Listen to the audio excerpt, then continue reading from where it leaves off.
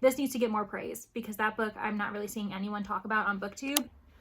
What? What are you talking about? And I have done my first roll. That first roll did end up being, hey everyone, welcome back to my channel. If you're new, I'm Leandra the TBR0 and I have another vlog where I'm trying to read as many new releases as I can because I have too many on my plate at the moment. Last time around, I found one of my best books of the year. In fact, I found 3 5 stars among a few DNFs, so it was a bit of a mixed bag, but I'm so excited to redo the concept, and the goal is just to find how many more 5 stars I can find among the new releases of 2025. I have a pretty good mix of genres and just mood reading ideas because I don't really know what I'm in the mood for, but we've got some sci-fi horror because I've been neglecting that lately. I have a bunch of historical mysteries. 2 of them are continuations of series. I'm not sure if I'm going to get to them, but you know, we'll see. Got some just general fun sci-fi, speculative fiction. Like truly, I'm barely showing you how many releases I've borrowed from the library lately, and I think one of these is an ARC, but everything else, I need to read these. I think the first thing I should do is read one of the books that was decided for me during my TBR game for this month, and one of those rounds had me win Cold Eternity. I say win with some trepidation because I did choose this book to represent me. With that said, I'm a bit nervous. I need the motivation to read this because it is sci-fi horror. I really love that genre blend. It's one of my favorites. And S.A. Barnes, as an author, has worked for me in the past. However, she also hasn't, and I'm worried that Dead Silence is just going to be the one-hit wonder for me. Other people really love every single book they pick up by her, so if you're interested, she's a really good author to try out, especially if you like sci-fi horror. Ghost Station was a slow burn that I was totally here for. The ending didn't work, and the main character was just not good. So I'm really worried that this is going to kind of be like Ghost Station where we're just chasing the dream that was Dead Silence. But let me get into this and I will provide an update as soon as I get maybe a third of the way through the book. And as you're watching, if there are any new releases that you have your eyes on that you would like to see me read, or any opinions about the ones I do pick up, let me know. I'd love to have a conversation with you in the comments, but I'm off to go read.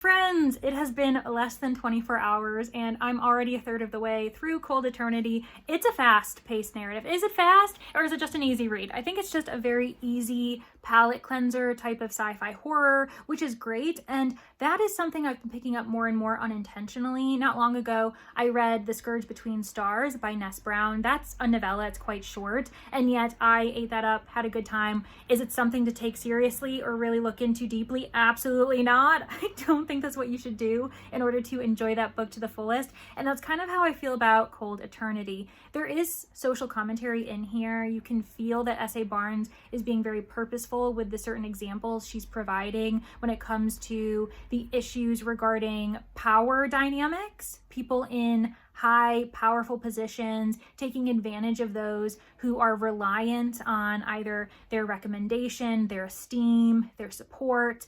Our main character, Hallie, it might be Haley, she is definitely someone who's been a victim of that. She's currently running away from her past. Haley isn't even her first name. Her real name is Katarina. So she's created a completely different identity from her. Her parents are searching for her. They seem to be shady characters and she was raised by them. So she definitely has this kind of perspective thinking, yeah, I was raised by my parents and they're pretty bad. Now they're searching for me, kind of weaving a certain narrative, and I just no longer want to be affiliated with them at all. She was in a political position as well. To my understanding, there was some political scandal. There's a politician who is on trial and they are currently looking for defendants, witnesses, and I think Haley would have been a witness, but rather than take part, she is hiding.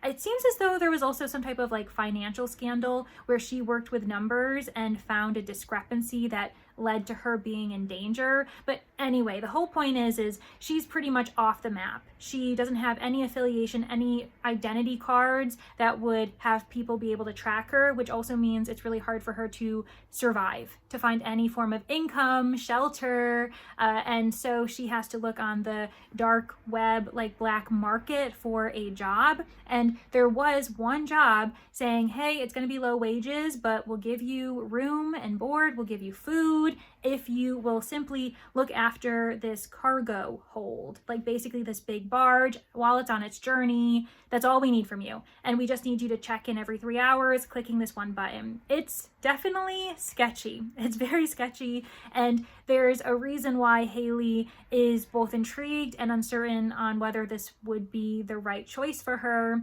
She decides to accept the position. Now she's on the barge and realizes that this is actually something from her childhood that has now just kind of, I don't know, gone bankrupt. A company, let me look this up actually. A company founded by Zale Winfeld advertised this idea that they could extend your life, that before you die, if they freeze you, do certain medical procedures, in the future, they would have the ability to give you a second chance and unfreeze your body. And because the technology never reached that point, and this Winfeld character was defunct and discovered to basically lie and just make all of this money. Now this barge full of people was turned into a museum during Haley's, however you say her name, during her childhood. She remembers a school trip going to this museum and looking at the bodies within their little cryo tanks, and they were like famous pop stars, old presidents or political figures, people who basically had the money to pay for this. It's very like Walt Disney-esque. It's kind of reminding me of that, where there was that discussion every once in a while people bring up how he like froze his body because he believed that science would ever, you know, come to fruition in modern day, and it still hasn't. Spoiler. So far, Haley is starting to get creeped out. She's starting to question her own sense of reality. Is she hallucinating certain moments? And unfortunately, that is where it's kind of losing me. And I feel like to enjoy this book, I have to just shut my brain off, because I want the hallucinations to feel real to me, and they don't. The way it's being described, and I'm reading this, I'm like, that figure's not there. It's not there. She's going to look at another second and it's going to be gone, because it doesn't feel real enough. I feel like the way a hallucination, or the suggestion of is she hallucinating or if she's seeing something real, only really works if it seems partially like it makes sense. You know, like for instance, if there was this backstory that the museum / ship is haunted and she's seeing these things as if she's seeing like ghostly figures, then you're like, ooh, is she seeing ghosts or is she not? But at the moment, there's nothing that is really explaining why she'd be hallucinating. And even Carl, the guy who hired her, when she told him something that she saw, and he said, oh my gosh, you're already hallucinating. And I was like, what are you talking about? And she doesn't question him on that fact, because there were mentions of people who he hired previously who just were unreliable. Supposedly they ran out in the middle of the night, left the next time the ship kind of boarded somewhere, and left him having to search quickly for a replacement. And yet she doesn't really question him regarding the state in which these people are leaving. So I don't know. I don't think that this is super strong. I do think that it's a bit more fast-paced and action compared to Go Station. So I don't know if we're dealing with a bit of an overcorrection, because one of the biggest criticisms for Go Station was that it was super slow. There wasn't as much action as people were hoping for in comparison to Dead Silence. So we'll have to see though. At the moment, I do think that it's a very easy read. I just don't really know if it's making sense and if it has enough detail for me to feel fully immersed in the world and to understand what's going on. And I don't really know if I trust Haley as a character to be capable. I felt as though even when I was in Dead Silence specifically, that main character, I felt like she was capable. I thought that I was in good hands. And then with Go Station, the main character, she did not seem capable at all. She should not have had her job. She was like a psychiatrist or something, or a psychologist. She was horrible. Like how did she get her degree? Because she did not know what she was doing. And Haley being on the run, I feel as though it makes sense that she would be a bit scattered, but she keeps saying that she was super detail oriented and really good at her job when she worked for some politician. And yet I don't really believe that either. So again, we'll see how it goes. Because it's such a short narrative, it's under 300 pages, I'm just going to finish the book and I will let you guys know what I think and if I can recommend this as a good new release, specifically for those who are looking for a sci-fi horror fix. This is going to be a quick update, friends, because I have decided to DNF this book. Oh gosh, I'm only halfway through. I'm just under 150 pages, and yet I realized I don't understand the information that the author is providing me. Haley's motivation, the scandal that she's dealing with, the coincidence of her having trauma from the museum when she was a child and now she happens to be there again. There is a lot that the author is asking us to swallow. And I know I said before that this was like an easy palate cleanser, kind of brain off read, which I recently saw. There was a reel on social media where someone was saying that to say that's kind of an insult. But I mean, if a book is like that, that could also be the highest compliment, because if you are reading a book to escape, to allow your brain to drift elsewhere into the world of someone else, I think that can be an extreme compliment. So anyways, that is a tangent that is not necessary in this update, but here we are, I provided it. And I just realized that there is this kind of fine line between when you're not understanding a plot, yes, that can be the author's fault in not providing you with enough information, or it could be the case that you just don't care enough to make those connections. And I think that that's the latter for me. I am just not invested in Haley. I don't find her to be a character that I believe in. I don't think that she's capable, and she just keeps stumbling upon these things, the hallucinations, the things that we're supposed to be afraid of. I do not fear them. I don't find them scary, and I think that is something that we should consider in the fact that this is a sci-fi horror and we're supposed to get that balance of sci-fi and horror. Could this be scary for other people? Sure. I mean, we all are subjective when it comes to our emotions and interactions with a fictional world. This could work for you. So if some of these elements sound great, if you like the political scandal mixed with the childhood trauma, mixed with this museum of the dead and this discussion of cryo-freezing famous people, and then just almost feeling as though you are in a museum of like wax dummies, but make them cadavers, like that could be interesting. Like, there are interesting elements. The premise is great. I just don't think it was executed in a way that I could enjoy it. So I'm already over-explaining. So I'm going to DNF this. It's fine. We're going to move on. And I already have the book I'm going to pick next. So let me go grab that. Another book that is on my TBR for August is A Case of Mice and Murder by Sally Smith, and I have no reservations regarding this title. I was obviously a little bit nervous about Cold Eternity because of my history with the author and with just things I've heard from other people, but with this one, I've only heard praise, but not much, because I feel like this might be a hidden gem in the mystery community. I'm very excited. I know that it was released in the UK first, and now finally this summer it was released in the US, hence why I have a physical borrowed copy from my library, and I'm very, very excited. It's a historical mystery as well, set in 1901. It's a legal mystery, apparently. The murder victim is Lord Chief Justice of England. It should be a really good time. I'm excited, and I have a friend who read this within 48 hours. That might be the case for me. We'll just have to find out.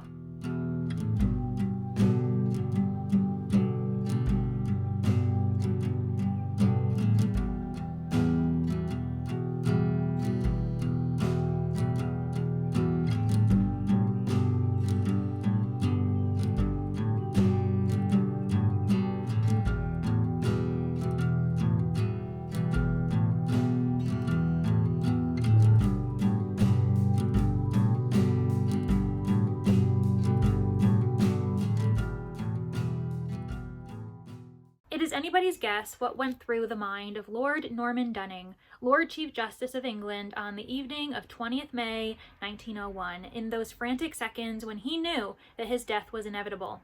Did his life, successful, conventional, flash before his eyes as some suggest it does? And if so, did he have time to register the irony of the startling and exotic circumstances of its end. So begins A Case of Mice and Murder, and I'm having such a delightful time.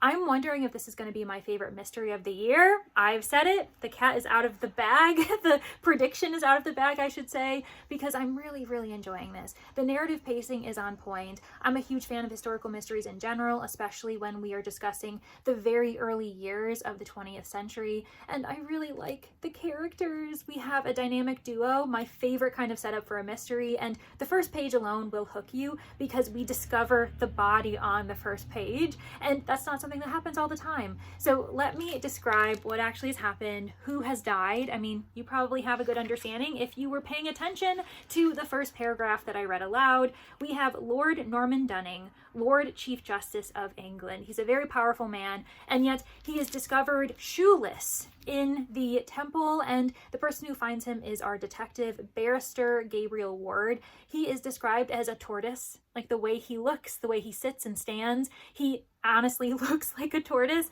and he's also a quizzical man. He loves his work, he lives for his work, he lives for the Temple, and doesn't really experience life outside of that. I think he's the perfect kind of quizzical detective, armchair detective, who finds out what happens just through deduction alone. That's not to say we don't have a brawn in the mix though. Constable Wright has been working alongside Gabriel, and they have such good chemistry. I really like them on page. The way that they discuss the clues, discuss possible alibis back and forth, they encourage each other. Specifically, Gabriel seems to be super supportive of Wright, allowing him to flourish, ask questions, think about the crime in a different way, and I really love them working together. It's very sweet, and we already have a handful of suspects, other barristers or judges who seem to have wanted the position that Dunning was, obviously working as.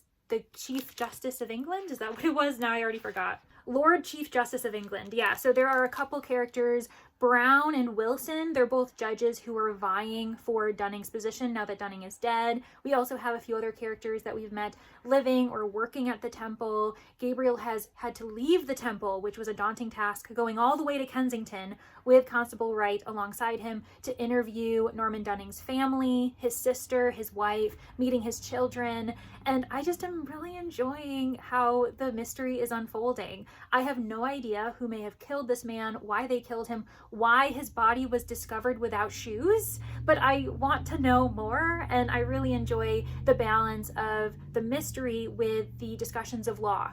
What it means to work in law in England at this time. And we do have a side case that Gabriel is working on, hence why he didn't really want to be the investigator, because the Temple basically has this long tradition of only having the police enter the premises if they allow it. They're like, before we allow the police to be crawling all around investigating our business, we're going to do our own internal investigation, try to find out who may have murdered the Lord Chief Justice, why he was a target in the first place. And in order to do that, the treasurer decides to pick someone to be their investigator. And unfortunately for Gabriel, that is put on his shoulders. He doesn't want to be the investigator. He'd rather just become immersed in his work once more, kind of forget the event even happened, but he has to do what he's got to do, and he's juggling that while also trying to figure out this really difficult case that involves the anonymous author of some type of book, a children's book that has become super popular, Millie the Temple Church Mouse. And honestly, that side plot has been just as interesting regarding the legality of publishing a work that was dropped off to the publisher some 4 years ago, anonymous, couldn't find who the author was. The publisher went ahead, published the work, it's become an international sensation, and then someone comes out of the woodwork saying, that was my manuscript, you owe me, and now they have to sift through the circumstances and find out, is this person lying? If not, what do we owe them? And I really love that element of the story just as much as I'm enjoying the murder and the relationship that is budding between Wright and Gabriel Ward. They're just so cute. I really do think that they're so sweet. There's kind of a mentorship, a father-son situation going on, and I'm just really loving this. So right now, I'm predicting a 5-star read, which is very exciting. We'll see what happens. It's a quite short narrative, another kind of 300-some page book, so I'm hoping to finish it by the end of the weekend. If not, That's okay, I'll update you when I do finish the book. Not yesterday, but the night before, I did end up finishing A Case of Mice and Murder, and this is going to be a 5-star historical mystery for me. I'm so pleased, I'm so excited that this is a series, and I'm worried that I'm not going to do this justice because I have realized when I am vlogging that the books I love the most, I just don't talk about as much. I have more to say when I have an issue with a book than when I want to sing its praises, but truly, this was so good. I loved Gabriel, our main character, so much. I really appreciated the setting of the temple, that we did have legal proceedings, and there was just a really good balance of humor, of serious discussions, of historical time period elements. For instance, the discussions when it comes to women, the gender roles that are expected during this time period. We also have a detective who is being depicted, in my opinion, as neurodivergent, but it makes sense in the fact that it's 1901, the way that the author is handling it. And there were so many characters that bonded with Gabriel as he was forced to investigate, forced to go outside of his comfort zone, go outside of his safe haven that is the temple grounds. And I really loved that he had the support from various people, and he was open-minded when it came to classism, when it came to the issues that he was noticing, and that at the end of the day, he wanted to seek justice, true justice, and make sure that it was lawful. And I just really loved it. I really loved the legal case when it came to Millie, the temple church mouse. I thought that that was so interesting and very realistic for the time. And the ending just really worked for me. I'm very, very much going to be anticipating the second book in this series. Gabriel Ward and Sally Smith, I'll be seeing you. When the sequel comes out, just know that I will be reading it ASAP. And on that note, I need to figure out my next read, and I've already decided it. Did I decide it, or did the mail decide it? I told you a book was on its way. Past Leandra did not inform you, but she's informing you now. A book was on its way. And that book is Automatic Noodle by Anna Lee Newitz. This is a cozy sci-fi novella following robots who have their own noodle shop. I don't know much more. I don't want to know much more. I have started the book, but I'm really only 6-7 pages in. I started it last night, and then sleep forced me to put the book down so that I could actually wake up and be a normal person this morning. And I do plan on dedicating the rest of the day to this. I'm just so excited. I might be too excited, but the number of people on the back of this book that are promoting it, we'll see if it's its downfall. But we've got Becky Chambers, M.R. Carey, and Samit Basu, 3 authors that I love to death. 2 of them have just been introduced to me this year. M.R. Carey being the author of Infinity Gate. I know this is going to be very different from that, but that's one of my best books of the year. Meanwhile, Samit Basu, I just read The Jimbot of Shantaport, loved that to death as well. So I'm just really, really excited. I know that Julie, Keep Calm with Books and Coffee, she ended up reading this. She had a NetGalley arc. So did I, but I did not read it. But she ended up giving it, I think, 4 stars, said that it felt like a Leandra book. And so I'm going to dive into this. It's very short. I do plan on providing a mid-book update, but like I said, it's not much. So if I decide to just finish the book outright, please don't get angry with me. And that also probably means I loved it, but I'm going to try to stop myself midway so I can provide you with at least some initial thoughts before I end up finishing this novella, because it's probably going to be within 24 hours.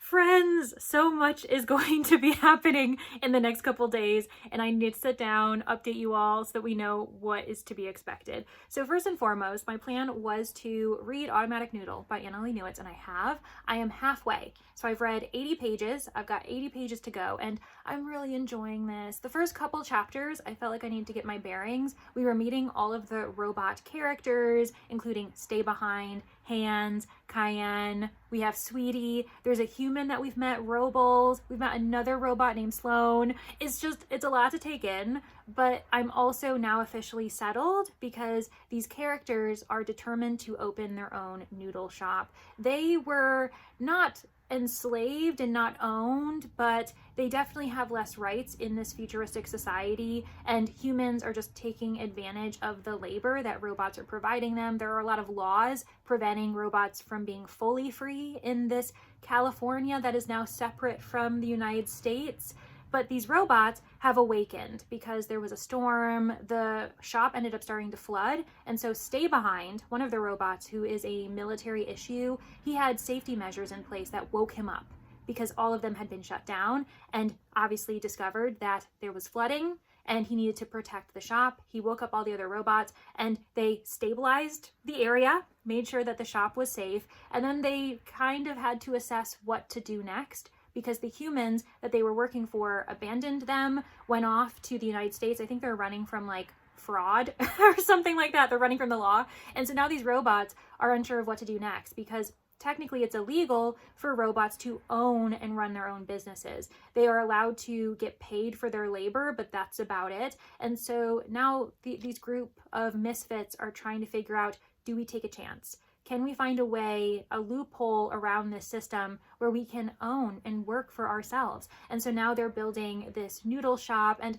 it's been really sweet to get the backstories of every single robot. That's pretty much what we've done up until this point. And now I'm at the chapter where it says soft opening. So I think they're officially ready to open up the shop. I'm sure there's going to be some conflicts, some obstacles in their way as they try to make this shop a success, but it's been really sweet. I've really enjoyed specifically Hands and Cayenne. They are two robots that met at a previous workplace environment, and they've just realized that they need to stick together no matter what. And it's really endearing. I love the discussions of food, especially from a robot's perspective, because our chef, Hands, is really passionate about cooking food. And some people have thought, well, you can't eat it, so why are you so passionate about this? And there are a couple lines in here that I just thought were really moving. I'm gonna grab one right now. So this is part of an ongoing discussion of why Hands is so determined to be a chef and to simply enjoy their profession. And at the end of this monologue, they say, eating is just one reason people make delicious food. Cooking can also be a form of sacrifice. And that is a lot to unpack, but I think it speaks to how cooking can mean so many different things beyond simply gaining sustenance to then eat the food that you've made. It can show that you love another person, that you value yourself, that you want to take care of yourself. It can be a form of expression, of creativity, and there's just a lot that eating and cooking can mean, and they don't necessarily have to mean the same thing together. And it's really sweet. It's very simple. And I don't want to overhype this book and have you have too high expectations, but this is the perfect cozy sci-fi for me at the moment. And I'm really having a good time with it. So my plan is to finish it today because I have some extra help. This new releases vlog has kind of overflowed into the time I plan to dedicate towards Relax and Readathon, a bi-monthly readathon hosted by Kirsten, the reading nymph. This is the 4th time I've participated, and I'm determined to continue participating just because it's a really fun time. It's a great time to reflect, take care of myself, as Automatic Noodle is reminding us is important to follow our passions, take some time to reflect, and just enjoy the life around us. And so I will be participating in Relax and Readathon during this vlog. It's a 24-hour vlog, so it's going to be a kind of bit of a pit stop as we continue reading new releases, but I'm very excited, and I have done my first roll. That first roll did end up being a reading goal, and one of my ongoing reading goals is to read every single book I purchase in 2025, and well, we know that Automatic Noodle arrived. It was a pre-order and I decided to pick it up ASAP. So I'm going to continue reading this. I plan on finishing it today, hopefully. If I end up needing a break, I'll roll again and see what other tasks I end up having to get done. But I would really love to be able to come back to you and let you know that I successfully finished this book and we can continue on to another new release. Speaking of, I do have another new release on the go, and that is A Terribly Nasty Business. The reason why I'm juggling them is because I have the physical copy, but I also have the audio, and these are really the only 2 books that I'm working on at the moment, and I'm almost halfway with this book as well, and I'm having a great time with it too. So let me introduce it. This is the sequel to A Most Agreeable Murder. I read it back in February during Get a Clue, hosted by Rainy Blue Reads, and I needed it. I got really sick in February, and it was really the only thing I could pay attention to. It was satirical, Regency mystery, a lot of fun and silliness, but characters that you just care about, and the mystery I thought was pretty well done. And we have our characters again. Beatrice is working with Vivek. They are a duo of detectives, but obviously in this Regency world, no one really likes the idea of Beatrice being a detective, and so she has to remain under the radar, assisting Vivek, and a murder has occurred in London during the London season where Beatrice is, and so she and Vivek, they need to figure out what's going on and see if they can solve the murders before more occur, because at this point there have been more than one murder. And I think that it pokes fun at the Regency era while also allowing you to enjoy it, and I'm very excited to continue. I'm hoping that it ends up being an excellent finish, just like with A Most Agreeable Murder. But yeah, this one I was so tempted to pre-order, but I wanted to make sure that the first book wasn't simply right time, right place, and this book has kind of cinched it because I'm having a great time. So I will be juggling these two reads over the weekend for Relax and Readathon. We'll see if I can finish both. And honestly, we'll then see how many more new releases I even read, because I feel like this vlog is probably getting pretty long. So yeah, anyways, my ghostie and I are just going to enjoy our time in the Relax and Readathon marshy swamp area of the board, and we'll see what else I get to. But like I said, my focus is to finish Automatic Noodle first and foremost. We'll see if I can accomplish that before I do anything else.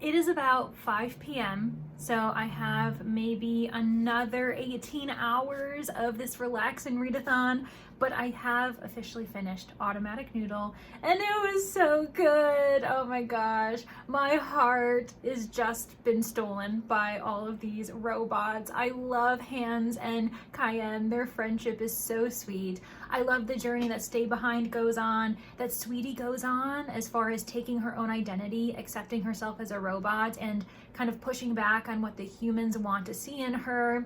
It's just really lovely, the dedication to the community that they're building, the fact that they found community with other humans, with other robots by the end of the book. The restaurant is just so fun. I love the descriptions of the food, and I just enjoyed it. I just enjoyed it. It's very sweet. It's super fun. And I ended up reading the author's note. I feel as though this year, I've said this multiple times, if you've been on my channel for any amount of time, especially during the vlogs, that the author's note can be such breaths of fresh air. It's a really great insight into why the author wrote the book. We end up getting inspiration. Annalee Newitz tells us the moment that this kind of concept came to them, and the last line in the author's note made me tear up, because one of the characters in the book is named after a friend that had passed, and I really liked it. I really like this book.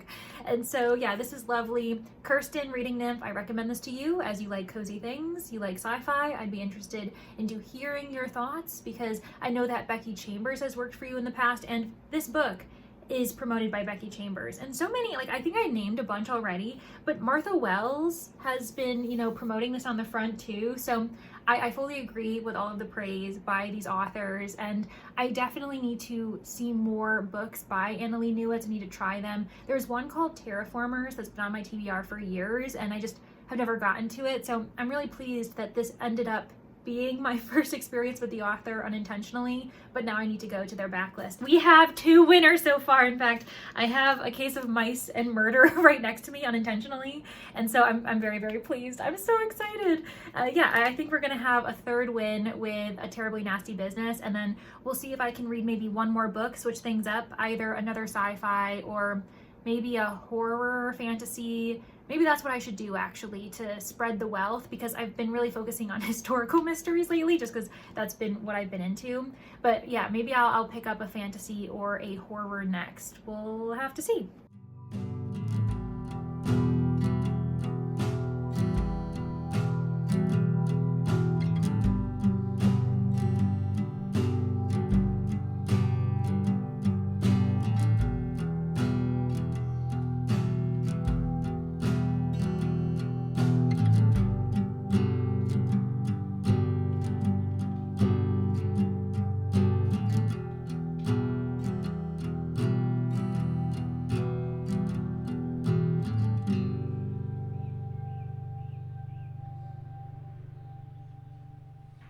like most weekends, this one flew by, but I had a great time, as always, with Kirsten's readathon. So thanks, Kirsten, for always hosting this every other month. It really is a great time to reflect, enjoy ourselves, and just get some productive reading done while also treating ourselves once in a while. So I ended up spinning again. I say spin, I mean roll. I rolled the die one more time, and I ended up getting the first book that comes to mind, which is really perfect because, as I had mentioned in my last update, that the book I really wanted to work on for the rest of the weekend was A Terribly Nasty Business, and I did in fact finish the book. It was so good. I really can't recommend this enough to those who like a well-plotted mystery, a strong woman main character, a little bit of a romantic subplot, as well as some absurdist, eccentric characters. This really is satirical in the best way. It's very camp. We've got big personalities. We've got some great cyclical humor where we are calling back to past events, situations, themes. And what's really interesting about this one in particular, I'll have to double check because I can't remember if this was also featured in some way with A Most Agreeable Murder.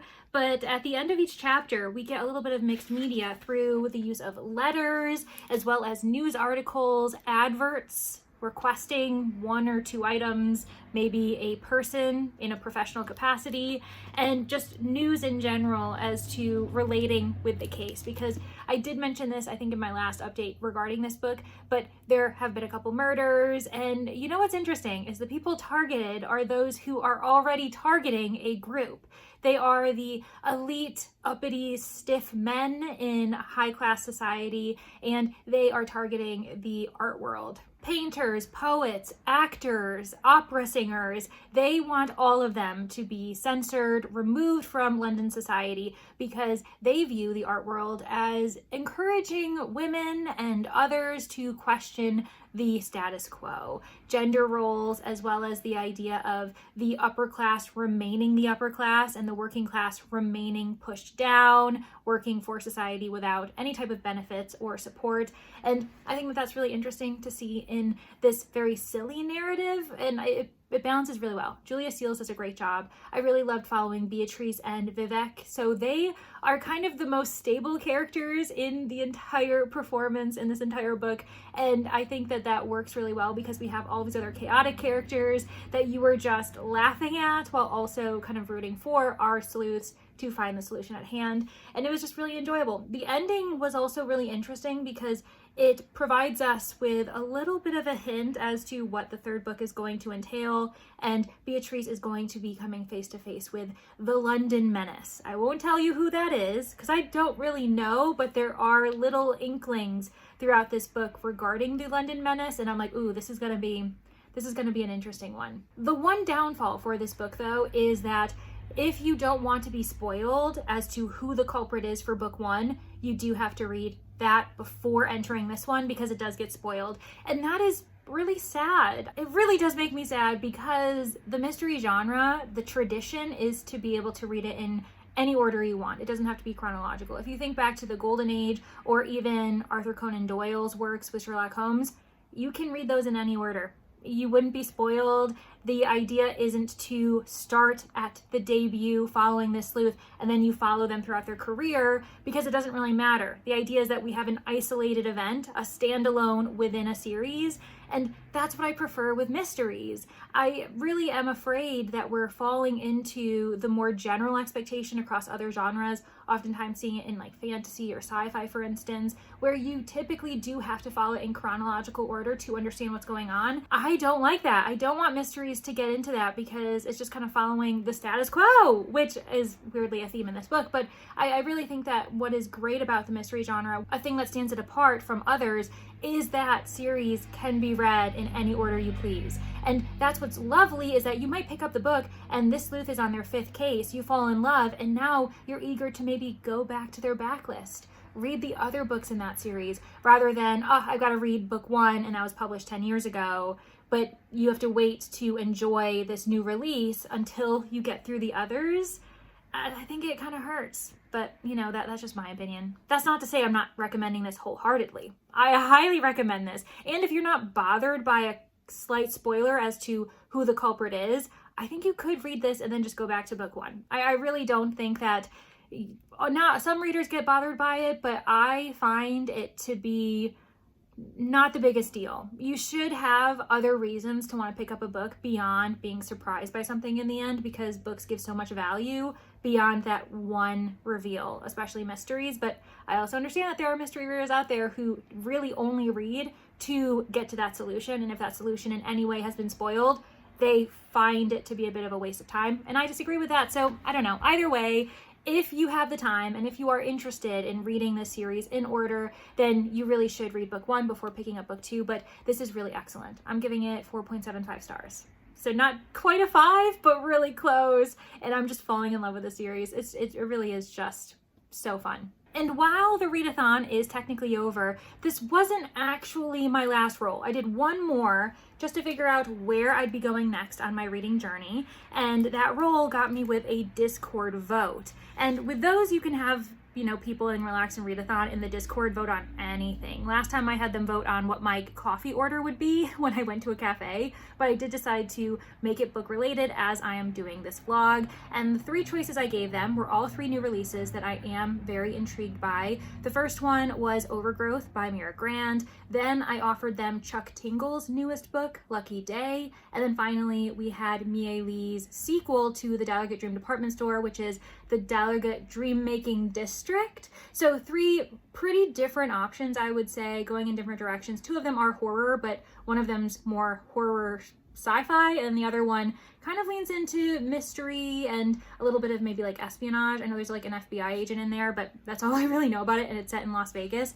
The votes ended up giving me Overgrowth by Mira Grant, and I'm very excited because this book, I don't know why, I think I was having cold feet. I was worried because the only book I've written by this author, who is also Seanan McGuire, is Into the Drowning Deep and Rolling in the Deep, and those 2 are, you know, a package deal. One of them is a prequel for the other, and I've never really experienced anything else by the author, so I was like, oh, what if it's just that's the series for me, and I don't really like anything else the author's written. So I'm glad that the Discord vote, that Relax and Readathon, allowed me to finally pick up the book that I've been nervous about, and I am about 70 pages in. This is a chonky sci-fi horror. It's like 450 pages, and I am really liking it. I'm worried though. I don't know. It's really tough because you get influenced by other people as well, and I've been seeing some reviews that have found the pacing to be off. It's not exactly what they signed up for, and just the overall star rating isn't as high as I would have expected with this author's repertoire and reputation. The one thing that is weird for me is that it's written in first person. I don't know why, but that's just something that isn't my favorite. I prefer a third person narrative, which I believe I am in the minority for that, but that's just me assuming things, because I think that I usually don't agree with most people, and that's okay. But I am really enjoying this so far, but unfortunately, I'm gonna have to stop the vlog here. We only had so much time to squeeze this into my schedule, and I did have 3 winners to really recommend to you, and I'm really excited about that. But don't worry, if you were really hoping to hear my thoughts about Overgrowth, my plan is to include it in my next vlog, which happens to be for our fantasy bingo. If you don't know what that is, I have decided to do this year-long challenge that is hosted on Reddit, and they just try to get you out of your comfort zone. There's an easy mode, there's a hard mode, and I'm doing the hard mode. I'm trying to get a blackout board. We have from April to April 2026, and I'm doing great so far, but I also don't want to stress myself out. Suddenly it's 2026 and I only have 4 months, less than that, 3 months to actually get all of the reads done. So that's why I thought a vlog would motivate me, and this is going to be one of the books featured. Keep an eye out for that. But truly, I am so pleased. Yes, we started off the vlog with a bit of a sad situation. I started off with Cold Eternity, and I did DNF this halfway through. But if you like sci-fi horror in general, if you've liked S.A. Barnes in the past, then I do think that it might be worth it for you to pick it up. Possibly just get it from the library first if you're not someone who wants to buy the book and realize that you may not have wanted to keep it. So that's kind of my recommendation for that. Then, oh my gosh, my favorite book of the vlog, hands down, was A Case of Mice and Murder. My first 5-star for a pure mystery that isn't a genre blend in the sense of it being like sci-fi mystery, fantasy mystery. It is historical mystery, so if you consider historical fiction to be its own genre, then this is a genre blend, I guess. And I loved it. I highly, highly recommend it if you're a big mystery reader, a big fan of of, you know, historical mysteries and kind of homages to the Golden Age. This is pre-Golden Age because it's 1901, but you can see that the author was heavily influenced, especially legal mysteries. I cannot recommend it enough. This needs to get more praise because that book I'm not really seeing anyone talk about on BookTube. Then we had Automatic Noodle. It was so cute. This was really sweet. I think that the only thing that a lot of us are going to say is, you know, a little bit of a disappointment is that it's short. We want it longer. We want to be with these characters longer, be at their noodle shop, encouraging each other, learning more about themselves as they come into their own and try to live separate lives that isn't fully governed by the humans around them. But it was really lovely. I cannot recommend enough, especially if you want to get into some sci-fi that is cozy and you've already read maybe Becky Chambers when it comes to A Song for the Wild Built, like cozy robots. Yeah, I think that that'll really work for you, especially if you like food-related cozies. And then finally, as I just mentioned, A Terribly Nasty Business. This definitely did lean a certain way with historical mysteries, but I've been neglecting them this year. And obviously, this vlog has proven that I need to get back to them because I'm having a great time. This was a 4.75, and I'm so pleased. I'm so pleased, and I'm definitely going to have to read more historical mysteries getting into the fall because we are getting into fall weather, and that feels very fall to me. It feels like a genre, an area of the genre that I'm gonna love, especially this fall. So yeah, highly recommend this, but you may need to read A Most Agreeable Murder first if you don't want any type of spoiling going on. I think you'd probably be fine just jumping into A Terribly Nasty Business, but I understand and respect those who prefer to follow publication order. And then, like I said, with Overgrowth, I'm really enjoying it so far. It's feeling like 4-star range. It could even be 5, especially because the opener, the first part, I was so gripped. It is a bit of a transition into the second part. The tone is a little bit different, but it sets us up really well. And yeah, I'm very, very much intrigued. So keep an eye out for the Our Fantasy vlog. That should be coming in a few weeks' time after this vlog goes live. Thank you all so much for getting to the end. I really do appreciate you. How about, in honor of A Terribly Nasty Business, there are flying squirrels. So if there is a squirrel emoji or any other type of kind of small fuzzy creature, please leave it in the comments, because I know that after watching a vlog, the last thing you might want to do is take the time to type. Just find an emoji that works. I really do appreciate you guys, and I hope to see everybody in the next one. Bye!